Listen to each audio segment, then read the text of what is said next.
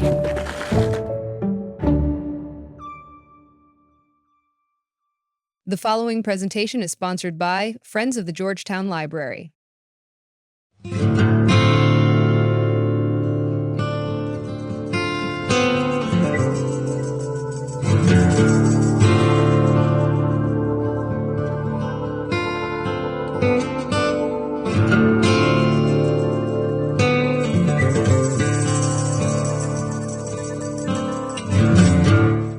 My name is Bob Willey, and I've had the privilege for the last 9 years to serve as president of the Friends of the Georgetown Library.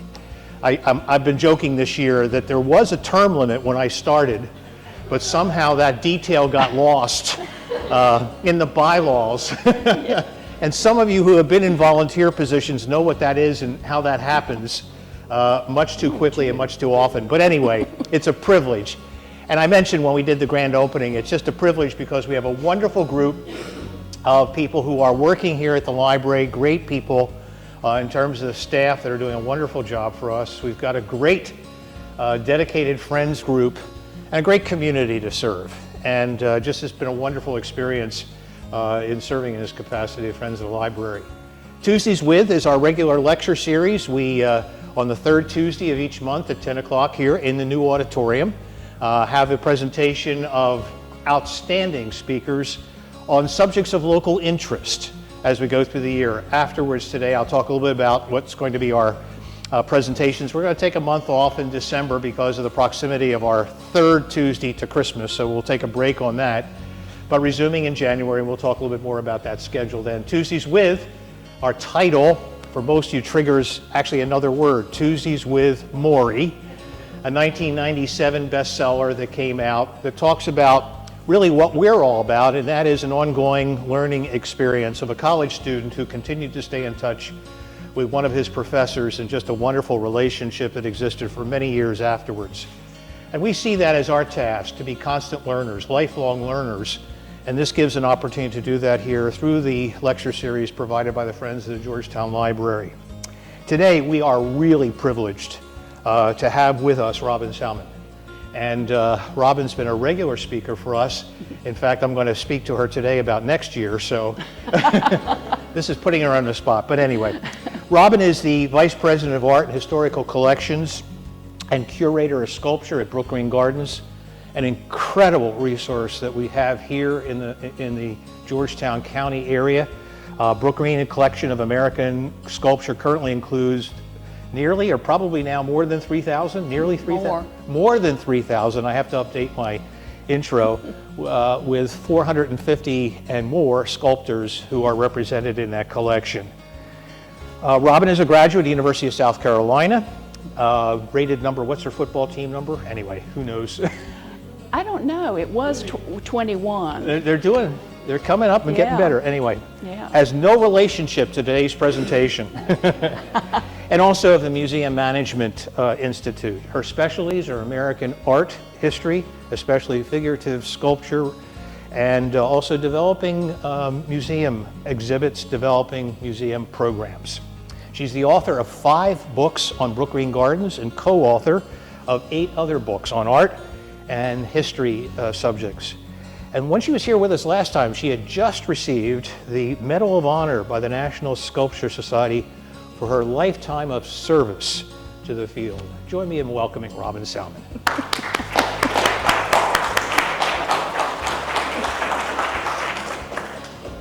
Thank you so much. Almost the late Robin Salmon. No. Apologize for that. Let me get this microphone going for you, if I may. Hold on for... Well, as you can tell, the topic is red, white, and blue sculpture. And I'm going to tell you a bit about patriotic themed art,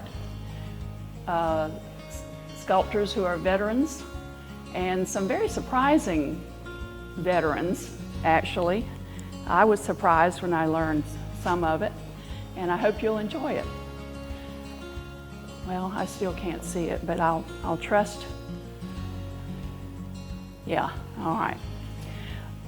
A number of the artworks at Brookgreen Gardens have patriotic themes or were designed originally as American war memorials. These iconic images represent freedom, strength, victory, and loss as shown through the eyes of talented sculptors. In 1914, despite the protests of her husband and family, who urged her to give money but not risk her life, sculptor Gertrude Vanderbilt Whitney sailed for France with 25 doctors and nurses, established and for 5 months directed her own field hospital at Juilly near the front lines.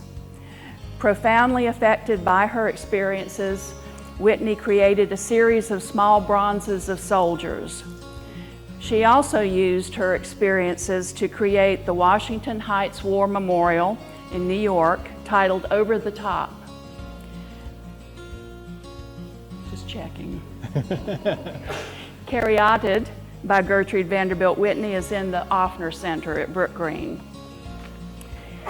In late 1917 in Paris, Anna Coleman Ladd founded the American Red Cross Studio for portrait masks to provide cosmetic masks to be worn by men who had been badly disfigured in World War I.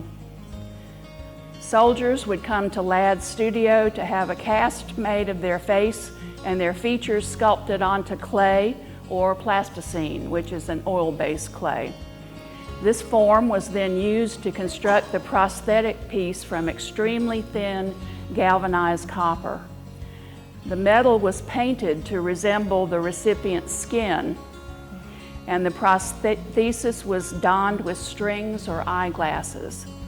Ladd's services earned her the Legion of Honor, Croix de Chevalier, and the Serbian Order of Saint Sava. The present-day correlation to the work of Ladd is the field of anaplastology, which is the art and science of restoring absent or malformed anatomy through artificial means. In the Smithsonian Magazine February 2007 article, Rivaling Nature, Erin Donaldson, an anaplastologist in Beverly, Massachusetts, was interviewed for a present-day perspective on the purpose and benefits of facial prosthetics for patients in civilian sectors, as well as soldiers returning from Iraq. Anna Coleman Ladd's sculpture, Lotus Flower, is in the Offner Center. Robert Tate McKenzie served as a ship surgeon in the late 19th century. McKenzie was a doctor and a graduate of McGill University, class of 1892. Upon his graduation, he was appointed as Director of Physical Education and Demonstrator of Anatomy at McGill. In 1904, he was appointed Physical Education Director at the University of Pennsylvania, where he stayed until his retirement in 1930. It was his teachings in anatomy and medicine that first led him into sculpture, and his first recorded bronze was in 1902 of a series of 4 masks depicting fatigue. During World War I, he engaged in research on the physical rehabilitation of wounded soldiers, including making masks for the disfigured. His first sculptural models were his student athletes, and his work consisted of portrait busts and plaques, as well as sculptures. His only recorded monumental work was the bas-relief titled Joy of Effort for the wall of the Stockholm Olympic Stadium, for which he was to receive a special Olympic gold medal from the King of Sweden in 1912. His young Franklin is located on the Live Oak LA. Ralph Hamilton Humes joined the U.S. Army School of Aerial Photography in 1920. He was injured by an accidental bomb explosion, causing the loss of his right eye and partial loss of 7 fingers. Spending 3 years undergoing physical therapy at Walter Reed Hospital, he was allowed to model in clay as part of his therapy.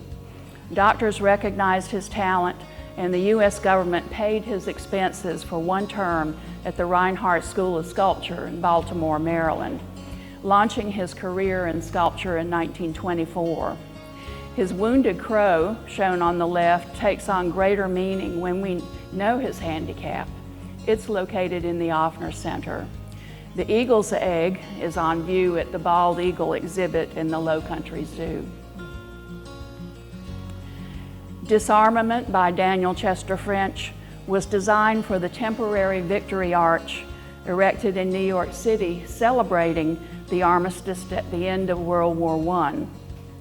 The male figure represents physical force, while the gentle infant reaches up toward the rugged warrior with a broken nose. And it's one of French's few political statements in sculpture. Benediction, on the right, was a design for a World War I memorial to Massachusetts soldiers who died at Verdun, France, but the project was abandoned. The original design had a body of a soldier at the angel's feet. The End of the Day by Sally James Farnham was commissioned by Irene Castle in 1919 for a monument for the grave of her husband and professional ballroom dance partner Vernon Castle, who had died in 1918 while serving on an Allied training mission. It was placed at Woodlawn Cemetery in New York in 1922. The family of Irene Castle later replaced the marble figure with a bronze casting, and the marble figure was given to Brookgreen Gardens. It can be seen in the Brown Sculpture Court. Plus, a bronze of the small model is in the Offner Center. The pair of aluminum American eagles by Paul Genuine at the highway entrance of Brookgreen Gardens were first designed and carved in stone for columns for the Arlington Bridge in Washington, D.C. And there are 4 eagles, and you think you see one there.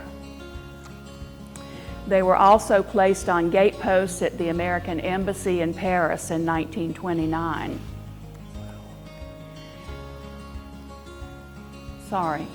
Indian and Eagle by Paul Genuine, located next to the Dogwood Pond in the Arboretum, is the quarter-size model for an American World War monument at Tours, France.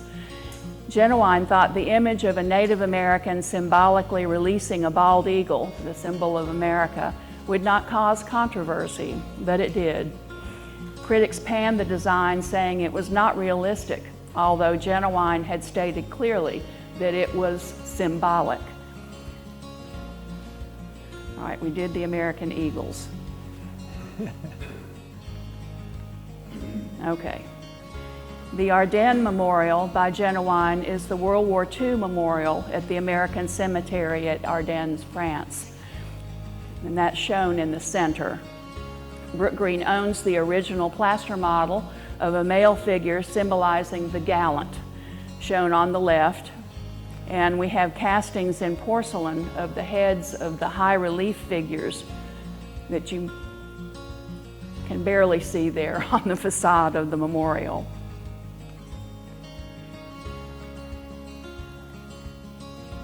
In 1928, Dorothea Denslow opened her Brooklyn studio to students and local artists as a place to work and learn about sculpture and art, founding the vibrant network and resource that would become known as the Sculpture Center.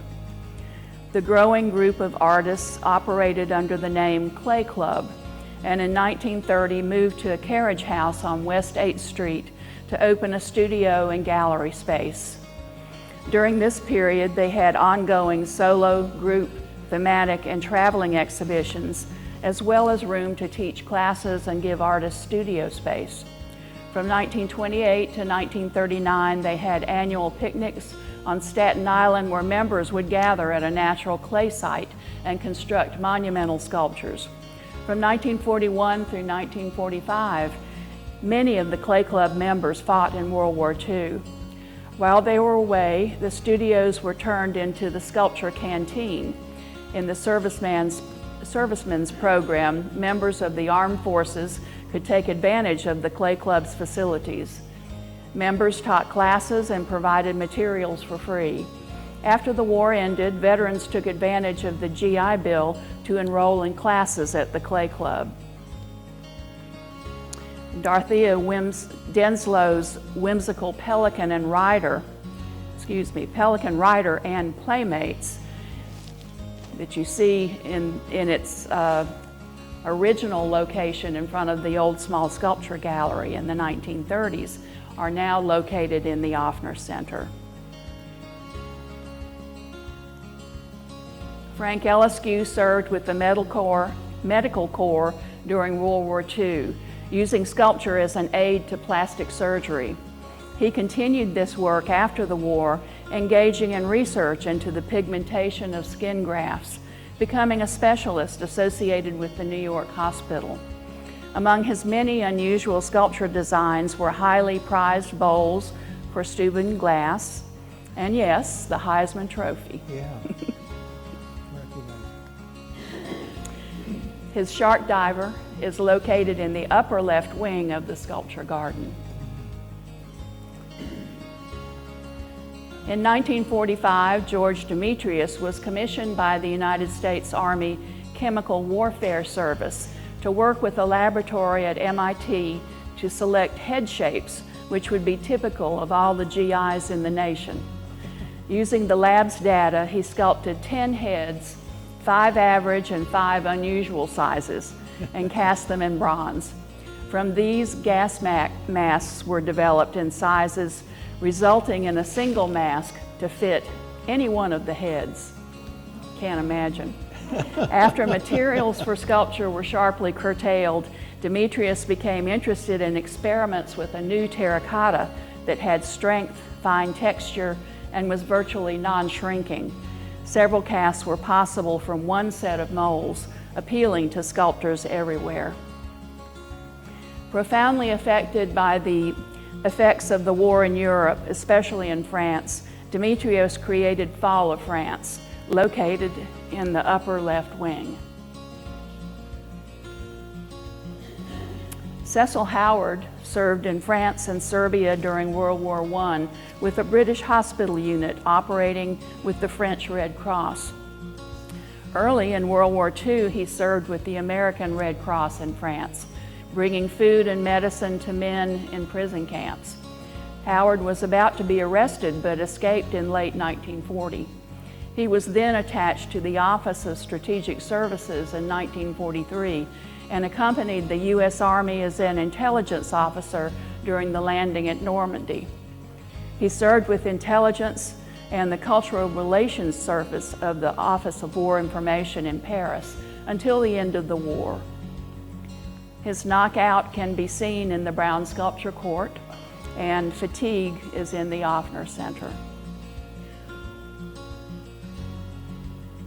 Sidney Waugh served in the U.S. Army as a captain in military intelligence and received a Bronze Star for bravery under fire. He was attached to a French unit in the Italian campaign and was twice awarded the Croix de Guerre. Waugh was made a Knight of the Order of the Crown of Italy for success in serving as an officer in charge of Italian affairs for the military government of Florence and chief of the Monuments and Fine Arts section of the Fifth Army. His designs for Steuben glass were often given as gifts by the American government to heads of state and monarchs of other countries, such as the merry-go-round bowl given by President and Mrs. Truman to Princess Elizabeth upon her marriage to Prince Philip in 1947. His lion, carved in black granite, is in the Brown Sculpture Court. Ralph Manconi was drafted in World War II, was sent to engineer school at Fort Belvoir, and was commissioned a second lieutenant. He served in command and staff positions and was promoted to major.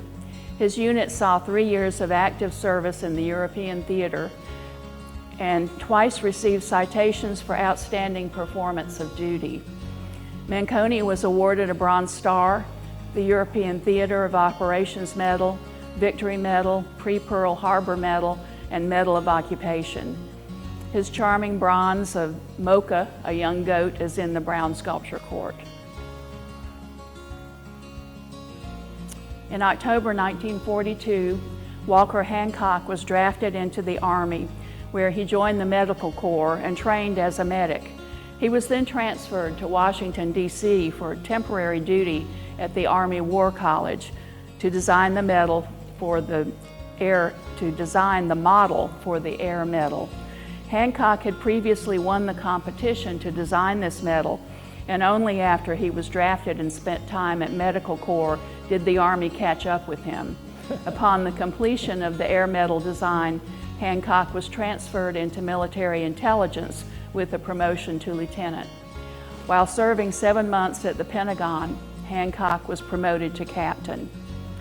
During this time, he had learned of the monuments of fine arts and archives and requested to be transferred into their ranks. Known as the Monuments Men, it was a group of men and women from 13 nations, most of whom volunteered for service in the newly created Monuments, Fine Arts, and Archives section, or MFAA. Most had expertise as museum directors, curators, art scholars and educators, artists, architects, and archivists. Their job description was to save as much of the culture of Europe as they could during combat. They not only had the vision to understand the threat to the greatest cultural and artistic achievements of civilization, but then joined the front lines to do something about it. In late 1943, Hancock was shipped overseas to England and, along with other monuments officers, wrote the handbooks to be used by the soldiers during the invasion of Europe. With British Lieutenant Colonel Geoffrey Webb, he framed the directives to be signed by General Eisenhower to give officers the authority to protect certain cultural monuments. Hancock was assigned to the French section and worked alongside the architect, Captain Vincel Lafarge, preparing the French handbook, which listed monuments in France to be exempt from military use and to be considered for protection in planning military operations. After the Normandy invasions in June 1944, Hancock was sent to Paris with the U.S. First Army French Country Section as one of only 10 MFAA officers attached to the British and American armies in Northern Europe. As part of this small group of MFAA officers in the field before war's end, Hancock participated in many of the important discoveries of art repositories as American troops crossed Germany en route to Berlin. Hancock and fellow monuments man George Stout, who was a curator at the Metropolitan Museum of Art in New York City, inspected a vast repository in a copper mine at Siegen in early April 1945, containing the relics of Charlemagne from the Aachen Cathedral. Excuse me.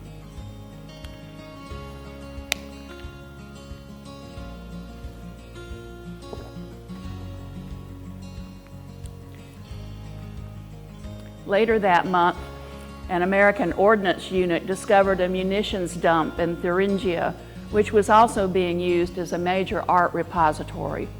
Down the main corridor and behind a brick wall, monuments officers found that it held a shrine to Germany's former leaders, including the coffin of Frederick the Great. Following this amazing discovery, Hancock and fellow monuments officer Lieutenant Lamont Moore spent the summer of 1945 evacuating art objects from the Siegen mine for transfer to the Marburg Collections Point, established under the direction of Hancock himself. And many of the larger artworks were hidden outdoors under camouflage netting. Following his discharge from the MFAA late in 1945, Hancock published an account of his duties in an article titled Experiences of a Monuments Officer in Germany in the College Art Journal in May 1946, which was included in the later book, The Monuments Men by Robert Edsel and Brett Witter. Hancock sculpted Angels of Victory at the Lorraine American Cemetery in St. Avold, France, and designed the Pennsylvania Railroad War Memorial at Philadelphia. He was the sculptor of the Marine Corps Expeditionary Medal and the aforementioned Air Medal used by the Army, Air Force, and Marine Corps. His Boy and Squirrel once was placed at the head of the Live Oak Alley, but is now located in the Brown Sculpture Court. Diving Eagle by Albino Manca, next to the Low Country Center, is the quarter-size model for the East Coast Memorial to those who died in the Atlantic during World War II. The monument of a descending eagle with upswept wings, symbolically placing a wreath upon the crest of a wave, is in Battery Park, New York City. The full-scale monument, when mounted on a steel turntable, completely filled the sculptor's 2.5-story studio. The eagle's wing tips missing the ceiling by only 9 inches.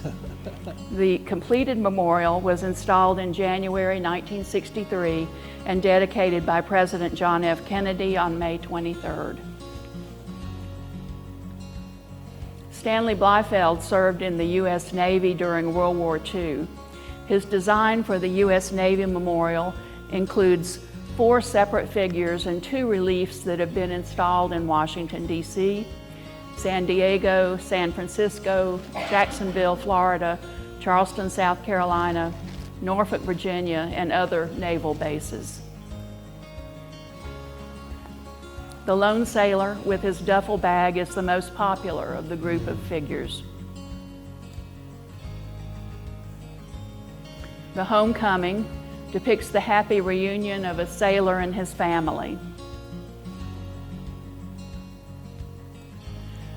Bleifeld wanted Liberty Hound to be chosen as the primary sculpture for the Navy Memorial, but the Admiral said no. Lone Sailor was chosen instead. Bleifeld's marine relief at Brookgreen was inspired by one of the designs he created for the Navy Memorial that was not selected. And other designs of seascapes made for the memorial can be seen in the Bleifeld Gallery located behind the Brown Sculpture Court. Spirit of American Youth by Donald DeLue is the half-size model for the D-Day Memorial at the American Cemetery, Saint-Laurent-sur-Mer in Normandy, France. It was placed there in 1956. Also titled Life Eternal and subtitled Mine Eyes Have Seen the Glory of the Coming of the Lord, it symbolizes the loss of American life on D-Day. And the half-size model on the left is at Brookgreen. That greets you as you enter Brookgreen. The 9-foot-tall bronze in France is on the right. Donald DeLue in 1969 also created the Special Warfare Operations Memorial, known as the Green Beret or Bronze Bruce, for Fort Bragg, North Carolina. It is considered to be the first Vietnam memorial. Pledge Allegiance by Glenna Goodacre was originally done in small size as a gift for First Lady Barbara Bush. The sculpture features children representing various ethnic groups reciting the pledge to the American flag. Goodacre also was the sculptor of the Vietnam Women's Memorial in Washington, D.C., and of the monumental figure of President Ronald Reagan for the Reagan Presidential Library. Presidential Eagle by Sandy Scott was commissioned for the William Jefferson Clinton Presidential Library in Little Rock, Arkansas, where it was installed and dedicated on the grounds in April 2004. And the casting at Brookgreen is located in the Arboretum. During World Wars I and II, especially, many sculptors served in the military or in military support jobs, stateside and abroad. Brookgreen's Red, White, and Blue Salute to Veterans, an event held each Memorial Day weekend, honors those who served by placing American flags at patriotic sculptures and the works of sculptors who were veterans or had support jobs during time of war. Thank you.